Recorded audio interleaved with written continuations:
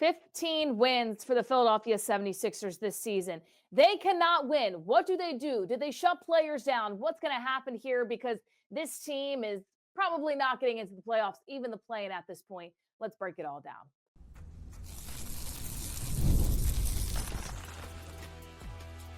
You are Locked On 76ers, your daily Philadelphia 76ers podcast, part of the Locked On Podcast Network, your team every day. Welcome to Locked On 76ers. We're your host, Keith Pompey, of course, a Sixers beat writer for the Philadelphia Inquirer. I'm Kayla Santiago, sideline reporter for the Philadelphia 76ers NBA G League team and the Delaware Bluecoats. And from the first whistle to the final drive, FanDuel makes the NFL playoffs even more exciting. Right now, new customers can bet $5 and get $300 in bonus bets if you win your first bet. Visit FanDuel.com to get started. The 76ers, in a valiant effort, fall in overtime, 125-119. No Joel Embiid in the lineup. He was ruled out. But you look at this game right here, Paul George only having 3 points combined in the fourth and OT. The 76ers, at the end of the day, it's too late for valiant efforts, Keith. They dropped another big game in this tough stretch. Yeah, it was, it was a tough one. Now, here's the thing. You look at it and, we were hyping up the New York Knicks beforehand. And before the game, I looked at it and I said, wow, the Knicks lost 5 out of 7 games. Wow. Mm-hmm. There's no Karl Anthony Towns. And we look at it and you say this could be a pretty good opportunity for them to win. But then you look at it and you mentioned, Paul George only had 3 points, and those 3 points came in the overtime period. Tyrese Maxey, he had some little tough shot selection towards the end, right? But then also you look at it in the overtime period, the 76ers didn't have a rebound, a single rebound. And when you look at it for the game, they were out rebounded 45-35. You look at Josh Hart, a 6'4" power forward, right? He had 10 points and he had game highs of 17 rebounds and 12 assists. So they were defeated because they were out hustled. They were getting to the ball. They were doing a lot of other different things. And, this was the reason why they lost the game. And, if you're Nick Nurse and them, you want to be happy. You want to say this and that. But at the end of the day, this team dropped to 15-24. They lost 4 straight. And they lost 7 out of 9 games. So they're not heading in the right direction. No, they're not. And you allude to, looking at the Knicks, and they had a tough stretch as well. The biggest difference is now they have 27 wins, 26 wins coming into this game. The 76ers, you could say, okay, well, they've had a tough stretch, but a great effort out there. That was really good, what they showed out without Joel Embiid. They have 15 wins, though, and they're 11th place in the Eastern Conference right now. I don't even think at this point this team gets into play-in territory because this has just been a really, really tough stretch for the Philadelphia 76ers. I mean, you look at it right now, when you have Tyrese Maxey as your leading rebounder in terms of a starter, you have a problem. Now, Dembona, he did have 6 rebounds as well, along with Tyrese Maxey, but you're allowing Josh Hart to get 17 rebounds in this game. I understand he's a hustle guy. He goes out there, he flies up high, but the 76ers, I mean, a lack of hustle is just completely unacceptable in a game like this. Yes, it was a valiant effort and they did well in parts of it, but when they were just standing under the basket and getting out rebounded consistently on both ends of the floor, that's things that you got to shape up and that you can control in games like this to come out on top on the other side. Yeah, you're right. But also think part of it has to do with, when we look at the roster, the biggest guy out there was Paul George, right? True. And then, you have like guys like Jeff Doughton, Ricky Council, a Dembona. Like as much as they say a Dembona is 6'10", he's 6'8". But I keep getting back to it. They're not that good, and this roster is poorly constructed. Poorly constructed. Because you look at it, you got a 7'2" dude, you have a 6'11" guy, and Andre Drummond. And then the third tallest guy is Paul George at 6'8". And people have been saying from the beginning that this team was too small, but everything was predicated on Embiid remaining healthy. He's not. and then Drummond, if not, he was supposed to be the safety net. Well, he's hurt too. So next thing you know, we're looking at it like you got Jericho Sims, a guy who, people were saying isn't good, but he's like getting dunks on them and doing all types of things. So I just feel like it's a poor team, poorly constructed team, I would rather say. And I just feel like they didn't, I don't know. How do you not have power forwards? Now you do get a Dembona, not no Dembona, but you do get a Yabu, right? But that was fortunate. You were lucky to get him after the Olympics. But aside from him, the other power forwards are 6'5", 6'6", and then they're not. Both of those guys are out. So it was a poorly constructed roster.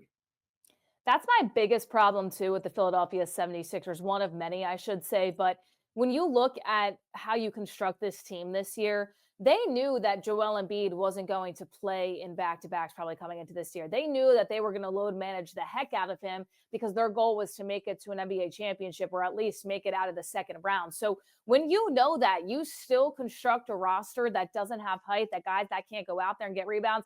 I get they're relying on Andre Drummond. He calls himself the greatest rebounder of all time.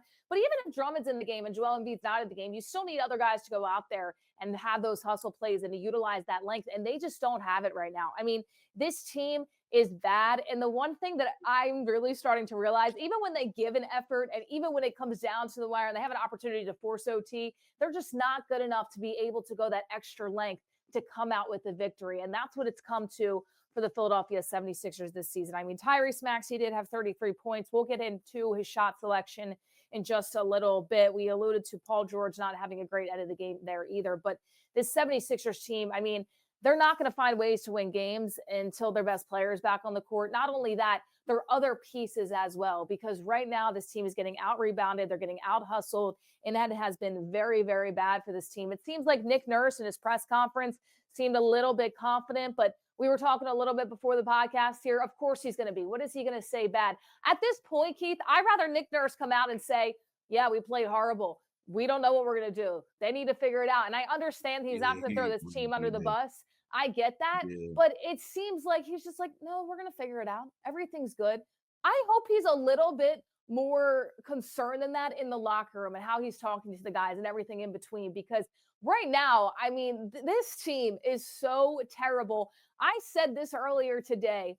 Right now, I rather watch the 10-win Sixers team because at least you knew what you were getting. You wouldn't. No, you wouldn't. I do, Keith. Because no, you wouldn't. this team, I covered this that team. No, nah, I did watch it. I'm going to stand on that. No, Listen, you're not. because this team had such high expectations this year, and it is one of the worst expectations to this team. Now, listen, I didn't cover it at the way you did, so from a coverage standpoint, but I did watch them, and I still got a little hype for the 76ers. You were like 3. You were 3. I wasn't that young, but yeah. I will say, I think the only hope from that point was you knew that after that, the 76ers were looking to build and, they were tanking for a reason. But this season, you looked at a situation where you bring in Paul George, you bring in those pieces, and this team is just showing you they are not good. They cannot win games. And it's so crazy because even if Joel Embiid was out on the floor, if he just stood there in the middle for even 15 minutes of this game, this contest could have gone a lot differently. We'll get to that later on in the episode. But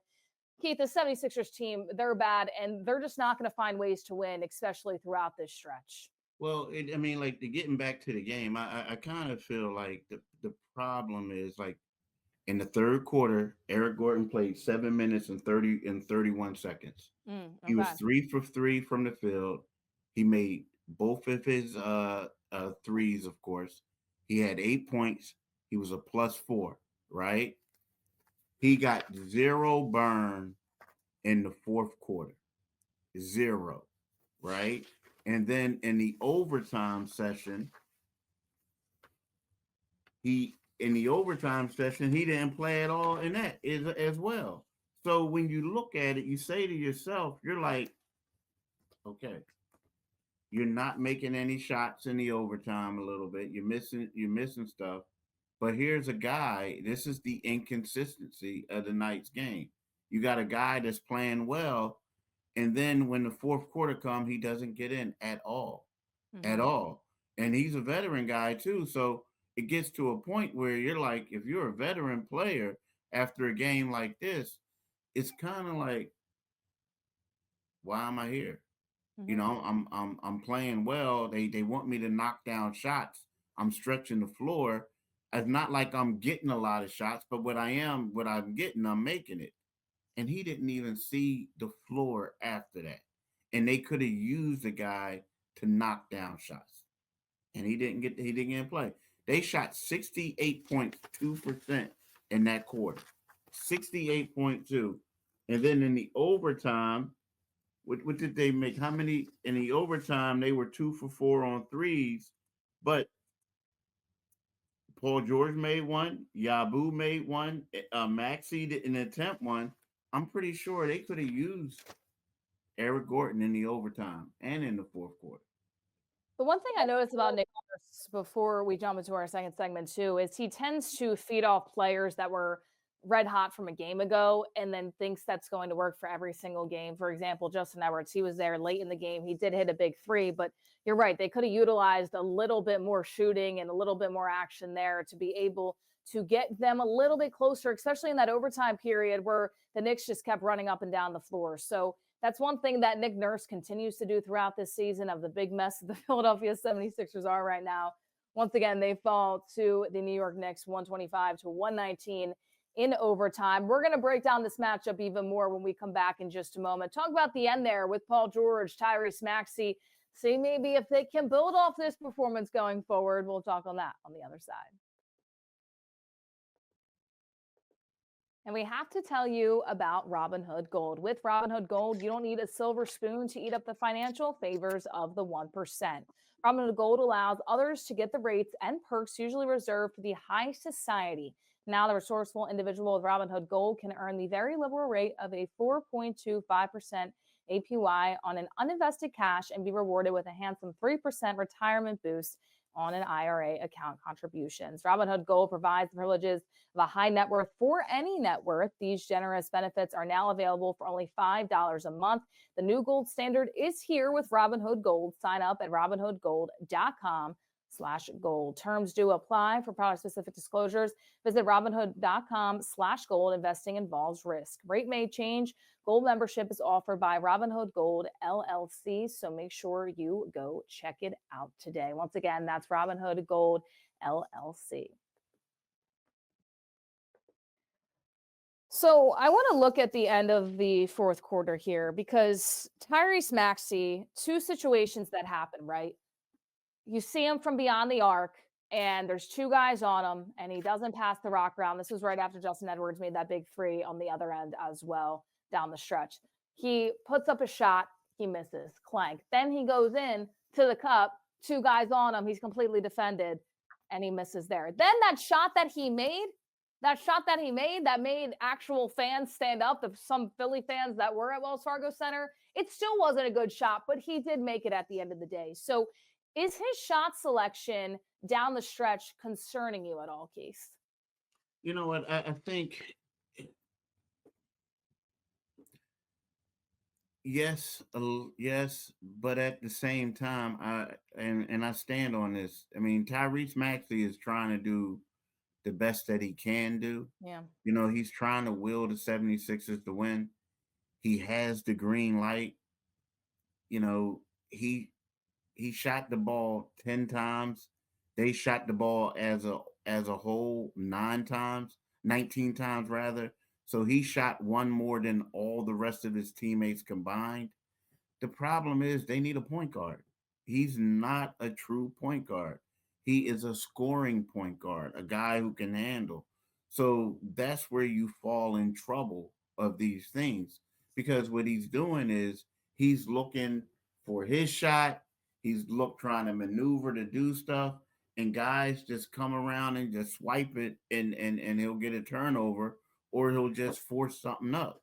You know, and like you look at it, you know, Justin Edwards in that fourth quarter, he was balling 3 for 3, 2 for 2 on threes. He had 8 points. It was like he was Eric Gordon in the third quarter. but Maxey was just out there trying to get his. But again, that's what the coach tells him to do. Like Maxey is told to get yours, and everyone else will be okay. So there's a problem right there with that. How much coaching is Nick Nurse actually doing? How many plays is he really drawing up to try to get other guys involved? Because Nick Nurse is clearly, once again, this season just has been insane for the Philadelphia 76ers with the injuries, guys being out in these games, everything between. I get that. But at the same time, if you're telling Tyrese Maxey, hey, go score 30 points for us, 33 last night against the New York Knicks, and you don't really have anything else involved for everybody else, and you're not keeping guys in that are starting to get some momentum, what coaching is he really doing out there besides yelling at the officials? Because Tyrese Maxey, bless his heart, he is trying everything that he can. And sometimes it is just a little bit too much and he needs to give up the ball and make smart passes and he's just not doing it. But if the coach is telling him to do that, then that's what he's going to go out there and do. I understand Nick Nurse relying on Tyrese Maxey in the sense of Tyrese is one of the top players of this team, but how much coaching is really going on there, Keith? Because right now he is taking away any momentum from guys that have it, taking them out, not giving them any more run in the quarter after that. And it seems like it's very Tyrese Maxey isolated, especially down the stretch when Nick Nurse is calling these plays. Yeah, I mean, I think that they would just be better off, and we said this before, just giving Paul George the ball and making and letting him do it. Now again, he got stripped at one point, not looking either. But at the same time, I feel like that will take Maxi off the ball and free him up to do other things. The problem is that it's easy to say that the guy's not coaching, and it looks that way. You could say that, but you know, I feel like this roster is so depleted to whereas it's one of those things you're looking at it and you're saying to yourself, especially last night, that I'm gonna depend on the guys that I know who can play. I'm not going to put other guys in crazy positions. I'm just going to depend on them because like you got a guy like Ricky Council, who's an energy guy. He did not play in that fourth quarter. Eric Gordon, a guy we talked about, who gets shots, he didn't play. However, Jeff Doughton played 6 minutes and 57 seconds. I think that no offense to Jeff, but I think that I would rather, if I knew that Maxey was going to be gunning and Paul George was out there not getting any shots, and I had Kelly out there. I mean, Mm. I think that I would rather have an energy guy like Ricky Council or Eric Gordon out there, a guy who can space the floor. You know what I mean? Over Jeff Doughton. That's not a knock on him, but I'm just saying that that's what I would want. So it to me, I feel like reliant too he's relying too heavily on Tyrese because he knows that he doesn't have much else. Now, I will say the 76ers in this game, of course, the Knicks shorthanded as well on their end. The 76ers shorthanded too. Paul George, 26 points. Tyrese Maxey, we alluded to, 33 as well.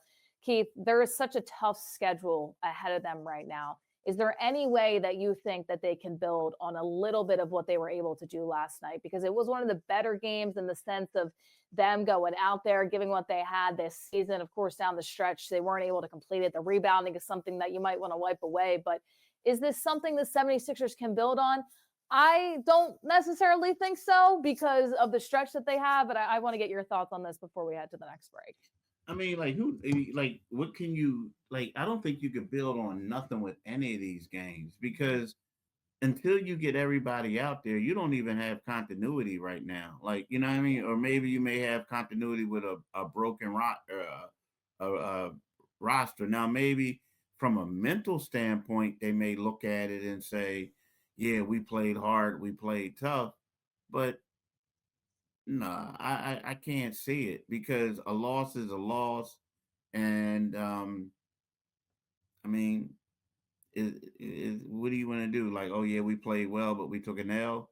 Nah, I don't see it. I just don't. And here's the thing. Like, let's keep it 100. Like, Karl Anthony Towns didn't play. He was too busy rocking his Eagles sweater.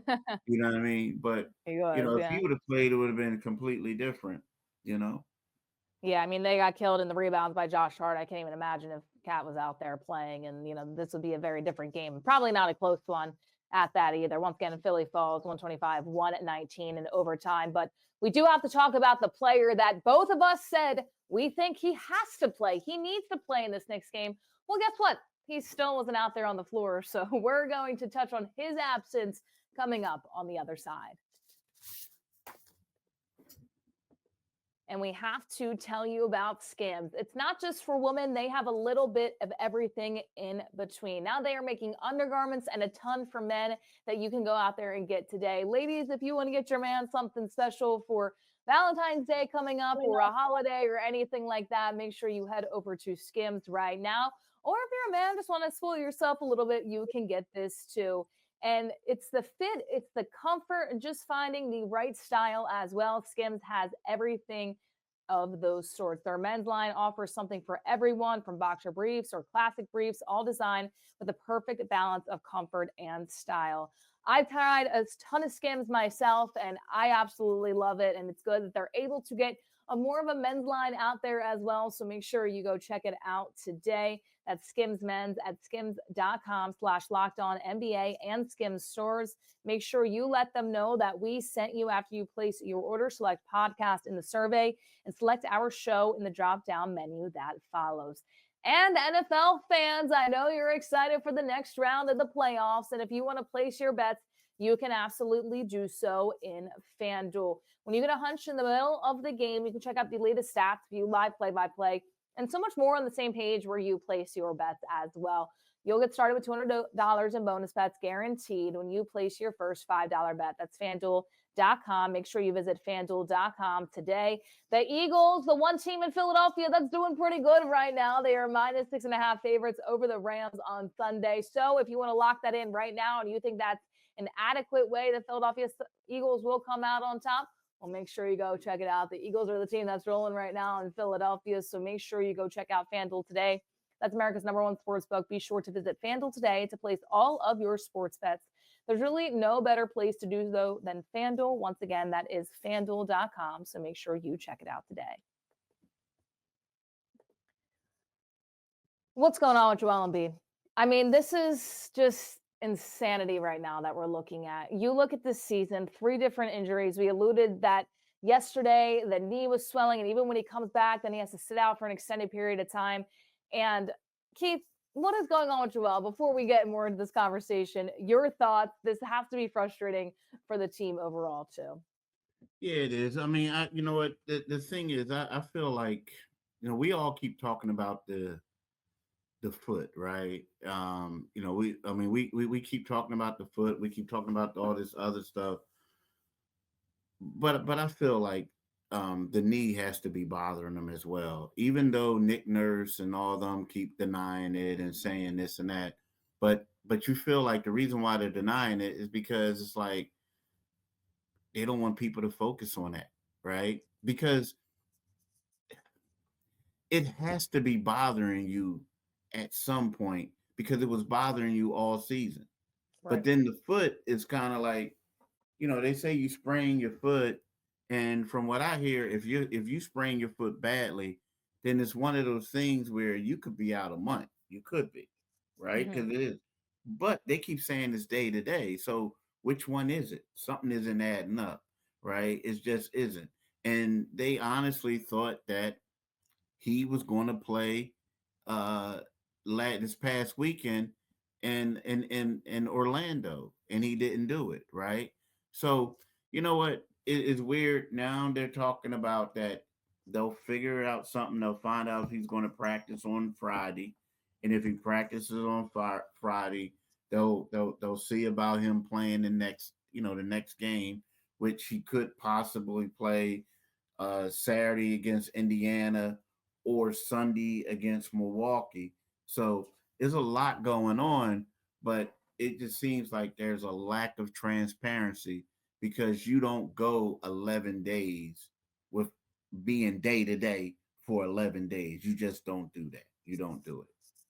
He's missed 26 games so far this season. And I asked a poll on Twitter earlier to see kind of where fans were at this point. And this was before the game when we went to overtime and everything like that. The question was, 76ers fans, let us know, what do you think about this? Shut Joel down for the rest of the season, or no, there's still a bit of hope. 76.9%, with no surprise, say that shut Joel down for the rest of the season. And this is something we talked about yesterday, and I'm going to stay on my point with that and stay and back up what I said. I think you need to shut Joel Embiid down because there is clearly something going on with that knee, the foot, whatever that may be, that is easily prohibiting from practicing, getting him out there. And there's been really no transparency with Nick Nurse or anything in between that they have a plan, this, that, and the other. I mean, there's something really going on and he's injured. And we touched on this yesterday. If you put him out there for 5 games, what good is it if he has to sit out another 10? There's no point in bringing him back. The 76ers, they cannot win games without him. So even if you rest him on back-to-backs, even if you still load manage him, whatever that may be until possibly the playoffs, your team can't win games for you without him in the middle. So there's really no point, in my opinion, to bring him back this season if it's as bad as it seems like it is right now. Keith, your thoughts on that? I mean, it's weird. I mean, I feel like, I wrote before that I feel like they need to shut him down, Mm-hmm. but I don't think they will just yet. I don't. But it's weird. But I think this is what it's going to be like. I mean, this is what it's going to be like for the rest of the season. I feel like he's going to play in bunches of games, and then all of a sudden he's going to sit out for a week, right? That's what's going to happen. It's going to be continuous. But the problem is, see, you got to realize something. They want to sell tickets. They want to sell tickets. I mean, you know, it's kind of weird because you go there and they'd say that everything is a game time decision. But next thing you know, you look at it and you're like, man, this dude ain't playing. Like you can look at it and you Mm-hmm. can tell someone's not playing. So, that's you got that aspect. They want to sell the tickets. Now they say they don't want to, but they want to sell it. Or do you want to get a competitive advantage? Make it seem like someone's playing it or not. The second part is let's keep it 100. If they shut Joel Embiid down, you went out there and you basically did a complete overhaul of the roster. Not complete, but you got a lot of new players. You brought in Paul George, you brought in Eric Gordon, you brought in all these guys to fit in the pieces. If you shut him down, then you're basically admitting to everything being a failure. I mean, because let's keep it 100 too.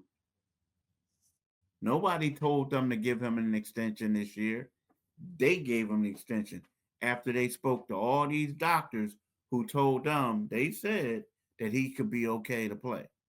But now all of a sudden, you just gave him that money and you're admitting that he's not okay to play. So to me, there's a lot of like egg that could be on Daryl Morey's face and people like that. And they just don't want to do it right now. They want to make it seem like they got a chance to win and do things. But if they were smart, yeah, shut his butt down.